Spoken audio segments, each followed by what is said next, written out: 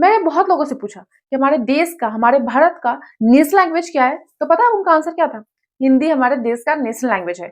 बहुत लोग को ये पता ही नहीं है कि हमारे देश का कोई भी नेशनल लैंग्वेज नहीं है, कोई भी राष्ट्रीय भाषा नहीं है। जी हाँ, ये बिल्कुल सही है। हिंदी हमारे देश की सिर्फ ऑफिशियल लैंग्वेज है। इसको 14 सितंबर 1949 में हमारे कॉन्स्टिट्यूशन में जगह दी गई थी। आर्टिकल 343 कहता है कि हिंदी जो है सो हमारे देश की राजभाषा है, ऑफिशियल लैंग्वेज है और इंग्लिश इसके साथ एसोसिएट ऑफिशियल लैंग्वेज है। मतलब हमारे देश में सिर्फ 2 ही ऑफिशियल लैंग्वेज है, वो हिंदी और इंग्लिश है। लेकिन ये बात अभी भी बहुत लोगों को नहीं पता है। हमारे देश में टोटल 45% पॉपुलेशन ऐसी है जो हिंदी बोलती है, जो हिंदी समझती है, लेकिन उसके बावजूद भी हिंदी को हमारे देश की राष्ट्रीय भाषा क्यों नहीं बनाई गई? हिंदी हमारे देश की नेशनल लैंग्वेज क्यों नहीं है? इस पे क्वेश्चन उठता है। तो आइए इस वीडियो में जानते हैं कि इसके पीछे की हिस्ट्री क्या है, इसके पीछे की कहानी क्या है। चलिए स्टार्ट करते हैं। अगर हम इंडिया की बात करें तो इंडिया में बहुत सारे लैंग्वेजेस बोले जाते हैं। इंडिया में टोटल 19,500 से ज्यादा लैंग्वेजेस बोले जाते हैं। बहुत सारी भाषाएं जो है सो कम जनसंख्या वाली जगहों पे बोली जाती है, लेकिन जिस भाषा को 10,000 से ज्यादा लोग बोलते हैं वो भाषा फेमस है। तो ऐसी भाषाएं टोटल 121 है जिसको कि 10,000 से ज्यादा लोग बोलते हैं और ये लैंग्वेज फेमस है, इसको लोग जानते हैं। लेकिन हमारे देश के कॉन्स्टिट्यूशन के 8th शेड्यूल में सिर्फ 22 लैंग्वेज को जगह मिली है, जिसमें कि कुछ फेमस है जो आप सभी लोग जानते हैं, तेलुगु, तमिल, कन्नड़, मराठी, फिर से बंगाली और भी बहुत सारे ऐसे लैंग्वेजेस हैं। अभी हाल ही में बिहार के मैथिली भाषा को कॉन्स्टिट्यूशन में जगह मिला है और भी लैंग्वेज को जो है कॉन्स्टिट्यूशन में जगह मिला है। मतलब टोटल देश में 19,500 लैंग्वेज है और 121 ऐसे लैंग्वेज है जो बहुत फेमस है। उसके बावजूद भी सिर्फ 22 लैंग्वेज को ही कॉन्स्टिट्यूशन में जगह दी गई है। लेकिन इसके बाद भी क्वेश्चन उठता है कि आज जो पूरे स्टेट में आग लगी हुई है लैंग्वेज को लेकर के, कभी तमिल वर्सेस हिंदी होता है, कभी तेलुगु वर्सेस हिंदी होता है, कभी कन्नड़ा वर्सेस हिंदी होता है, कभी मराठी वर्सेस हिंदी होता है। आखिर ऐसा क्यों? अगर आप तमिलनाडु में जाते हो और तमिल भाषा नहीं बोलते हो, हिंदी बोलते हो, तो वहां से आपको भगा दिया जाता है, वहां से दूसरी जगह ऑफिस शिफ्ट किया जाता है। अगर आप कर्नाटका में जाते हो वहां भी यही सिचुएशन। अभी हाल ही में जो फेमस हुआ, अगर आपको महाराष्ट्र में रहना है तो मराठी बोलनी पड़ेगी, नहीं तो आपको लात मुक्का खाना पड़ेगा। जी हाँ, इन मोहतरमा की बातों को सुनिए। जब कोई मराठी का अगर आदर नहीं करेगा ना, वो मार खाने ही वाला है। मराठी का आदर जो महाराष्ट्र में आना चाहता है, जो अपना पेट भरना चाहता है, जिनको लगता है कि महाराष्ट्र में अपने बीवी बच्चियाँ सेफ है, सुरक्षित है, उनको मराठी आनी चाहिए। जो मराठी का आदर नहीं करेगा वो पीटेगा। पहले से ही चल रहे मराठी भाषा विवाद में मराठी बनाम बहारी के मुद्दे का तड़का भी लगा दिया है। मेरा नाम षणमुख पुजारी है। मैंने कल थोड़ा अपने दुकान पे थोड़ा सा लड़ाई हो गया इनके साथ में, तो मैंने इनको थोड़ा सा मारा। तो आइंदा से मैंने ऐसे गलती नहीं करूँगा। सॉरी, मुझे माफ़ कर दो। तो आपको नहीं लगता है कि हमारे देश को एक नेशनल लैंग्वेज की जरूरत थी, जिसको कि किसी भी स्टेट में हम लोग बोल सकते थे?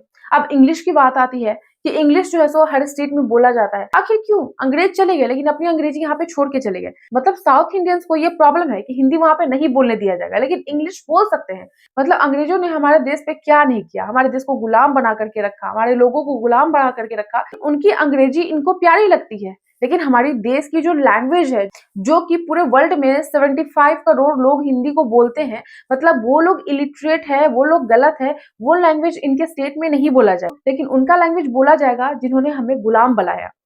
This is totally ridiculous. मैं भी इंग्लिश में ही बात कर रही हूँ, ये सच में रेडिक्यूलस ही है। तो आइए हम हिंदी का इतिहास बताते हैं कि हिंदी को आखिर नेशनल लैंग्वेज बनाया क्यों नहीं गया, हिंदी आया कहाँ से। क्या आपको पता है कि हिंदी जो है सो वो संस्कृत भाषा से आया है? ये कहानी 1000 वर्ष पुरानी है। 1000 साल पहले क्या हुआ था कि जितने भी महाभारत और रामायण लिखे गए थे सारे संस्कृत में लिखे गए थे। धीरे धीरे संस्कृत का आसान भाषा जो है सो ढूंढने का कोशिश किया गया। हिंदी सौर सैनी अपभ्रंश और अर्ध मागधी अपभ्रंश से होते हुए आधुनिक रूप में आई है। मतलब लोग सोचते थे कि इस भाषा को जो है सो कैसे इजी बनाया जाए। फिर धीरे धीरे जो ये लैंग्वेज है हिंदी, इसमें उर्दू भी मिक्स होते गया। जो फारसी लोग थे इसमें हिंदी भी मिक्स कर दिए। तो ये जो हिंदी आज के डेट में बोला जाता है, ये जो है सो मिक्सअप है। बहुत सारे लैंग्वेज को मिक्स करके बनाया गया है। कुछ इंग्लिश से बनाया गया है, कुछ जो है सो उर्दू से बनाया गया है। हिंदी का विकास और भी साहित्य रचनाओं से भी हुआ, जैसे कि पृथ्वीराज रासो, अमीर खुसरो की रचनाएं और साहित्यिक कार्यों ने जो है सो हिंदी भाषा को जन्म दिया। वहां से हिंदी फेमस होना स्टार्ट हुआ। और जब हमारे देश की आजादी की बात चल रही थी तो जितने भी फ्रीडम फाइटर्स थे उस टाइम, जितने भी जो है सो कवि भी थे, वो हिंदी का यूज करते थे ज्यादा। तो इसीलिए महात्मा गांधी ने भी ये आवाज उठाया कि हिंदी को जो है सो हमारे देश का नेशनल लैंग्वेज बनाया जाए। बट ये उस टाइम भी पॉसिबल नहीं हुआ, हमारे देश की आजादी के पहले भी ये पॉसिबल नहीं हुआ, क्योंकि वहां पे जो है सो अंग्रेजों का राज था और अंग्रेज जो है सो अपनी अंग्रेजी थोप करके ऑलरेडी रखे थे। मतलब उस टाइम में भी जो है सो अंग्रेजी बहुत बोली जाती थी हमारे देश में। जब हमारा देश आजाद हुआ तो जान करके हैरानी होगी कि जो हमारा हिंदुस्तान था उसका फर्स्ट स्पीच जो पंडित जवाहरलाल नेहरू ने दिया आजादी के बाद, वो भी उन्होंने इंग्लिश में दिया, जो कि नहीं देना चाहिए था, क्योंकि हमारी कंट्री है, हमारा हिंदुस्तान है, तो हमें हिंदी यूज करना चाहिए था। खैर, इस पे हम अपनी टिप्पणी नहीं देंगे, तो आगे चलते हैं। उसके बाद जब हमारा देश आजाद हो गया, उस टाइम भी बहुत सारे लीडर्स ने, इनफैक्ट पंडित जवाहरलाल नेहरू ने भी इसके लिए आवाज उठाई थी कि हिंदी को जो है सो हमारे देश का नेशनल लैंग्वेज बनाया जाए। देखिए, ब्रिटेन की भी लैंग्वेज जो है सो इंग्लिश है, चाइना में मैंड्रिन बोली जाती है, तो सबकी अपनी अपनी ऑफिशियल लैंग्वेज है, तो हमारी इंडिया की भी होनी चाहिए। लेकिन हमारे इंडिया में क्या है कि हमारे इंडिया में बहुत सारे लैंग्वेज बोले जाते हैं, तो ये इंडिपेंडेंस दी गई है इंडिया वालों को कि वो अपना लैंग्वेज बोल सकते हैं, चाहे वो किसी भी स्टेट में जाए, किसी जॉब में जाए, इनफैक्ट पार्लियामेंट में भी अगर वो बैठते हैं तो वो अपनी भाषा बोल सकते हैं। ये आजादी दी गई। हमारे इंडिया में उस टाइम भी लगभग 44% पीपल जो है सो वो हिंदी बोलते थे, लेकिन उसके बावजूद भी हिंदी को जो है सो नेशनल लैंग्वेज नहीं बनाने दिया गया, क्योंकि इसमें तमिलनाडु का बहुत बड़ा रोल था और साउथ स्टेट का भी बहुत बड़ा रोल था। 1965 के टाइम में सरकार ने डिसाइड किया कि हिंदी को जो है सो नेशनल लैंग्वेज बनाया जाए, लेकिन उस टाइम में तमिलनाडु में इतना भयंकर हिंसा हुआ कि लाखों स्टूडेंट ने इसमें जान गंवाया, लाखों लोगों ने इसमें जान गंवाया। तो ये सब देख करके सरकार अपनी पैर पीछे खींच ली कि नहीं, हिंदी को जो है सो नेशनल लैंग्वेज नहीं बनाया जाएगा। लेकिन इसके साथ ही 14 सितंबर 1949 को हिंदी को ऑफिशियल लैंग्वेज बनाया गया था, इसलिए हर साल 14 सितंबर को हम लोग हिंदी दिवस के रूप में मनाते हैं। तो हमारे देश में सिर्फ ऑफिशियल लैंग्वेज ही रह गई है, नेशनल लैंग्वेज हमारे देश का कोई भी नहीं है। इंग्लिश जो है सो एसोसिएट ऑफिशियल लैंग्वेज है, मतलब दो ही लैंग्वेज, हिंदी और इंग्लिश। इंग्लिश सरकार उस टाइम इसलिए भी नहीं हटा पाई क्योंकि जब अंग्रेज थे हमारे देश में, तो जो भी काम होता था उस टाइम में, जो भी मतलब गवर्नमेंट के रूप में या फिर कोई भी जॉब था, तो इंग्लिश में बोल के किया जाता था। तो मोस्ट ऑफ द पॉपुलेशन जो है वो इंग्लिश ही बोलते थे, तो उसको अचानक से इंग्लिश हटाना ये पॉसिबल नहीं था। तो इंग्लिश पूरे इंडिया में चलता है, मतलब आप साउथ में जाएंगे इंग्लिश बोलेंगे तो ये सही है, बट अगर आप हिंदी बोलेंगे तो आपने गुनाह कर दिया है। हिंदी बोलने वालों को एक उसकी तरह ट्रीट किया जाता है कि उसने कोई हत्या करके आया, कोई गुनाह करके आया है, लेकिन इंग्लिश बोलने वाले इजिली घूमते रहते हैं। सबसे बड़ा प्रॉब्लम क्या है हमारे देश का पता है आपको? जो लोग हिंदी बोलते हैं वो भी अपने लैंग्वेज को एक्सेप्ट नहीं करते हैं। जी हाँ, हमारे देश में जिस स्टेट में हिंदी बोली जाती है वहां पे भी हिंदी बोलना गुनाह है। वहां पे अगर आप इंग्लिश बोलेंगे तो आपको समझा जाएगा कि आप वीआईपी पर्सन है, आप बहुत इंटेलिजेंट है, आप बहुत पैसे वाले हैं, रिच है। और जो हिंदी बोलेंगे उनको जो है सो गवार, इलिटरेट, अनपढ़ यही सब माना जाता है। इनफैक्ट आज की डेट में जितने भी साइन होते हैं ना वो हिंदी में नहीं किया जाता है। जो थोड़ा बहुत पढ़ लिया ना, या फिर जो पढ़ा लिखा नहीं भी है ना, वो भी इंग्लिश में ही साइन करता है।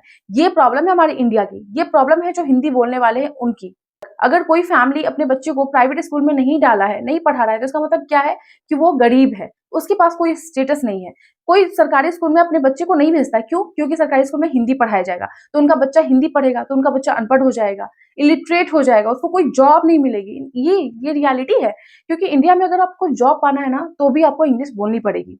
अगर आप रिज्यूमे भी तैयार कर रहे हैं ना, वो भी इंग्लिश में ही देना पड़ेगा आपको। इंडिया की हर फैमिली यही चाहती है कि वो इंग्लिश लैंग्वेज पढ़े।